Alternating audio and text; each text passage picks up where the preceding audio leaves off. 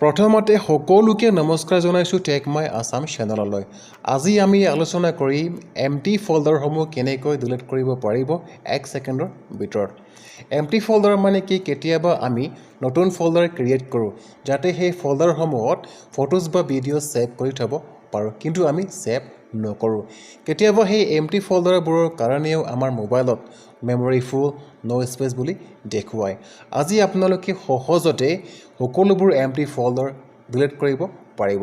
ভিডিঅ'টো কেনে পালে লাইক, শ্বেয়াৰ, কমেণ্ট আৰু ছাবস্ক্ৰাইব কৰি লগতে থকা বেল আইকনটো প্ৰেছ কৰিবলৈ নাপাহৰিব। ব'লক ভিডিঅ'টো আৰম্ভ কৰোঁ।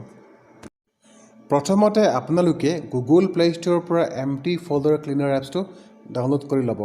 এপ্লিকেশ্যনটো অ'পেন কৰোঁ। এপ্লিকেশ্যনটো অ'পেন কৰাৰ পাছত ছেটিঙত ক্লিক কৰিব। আপোনালোকে ভুল নুবুজিব যে আপোনালোকৰ প্ৰয়োজনীয় সকলোবোৰ ফটোজ আৰু ভিডিঅ'জ ডিলিট হৈ যাব। তেনে নহয়, এইটো এপ্লিকেশ্যনৰ সহায়ত আপোনালোকে কেৱল এমটি ফল্ডাৰ সকলোবোৰ ডিলিট কৰিব পাৰিব। প্ৰথমতে এপ্লিকেশ্যনটো এলাউ কৰি দিওঁ। এলাউ দিয়াৰ পাছত আপোনালোকে দেখিবলৈ পাইছে ডিলিট এমটি ফল্ডাৰ। ইয়াতে ক্লিক কৰিব।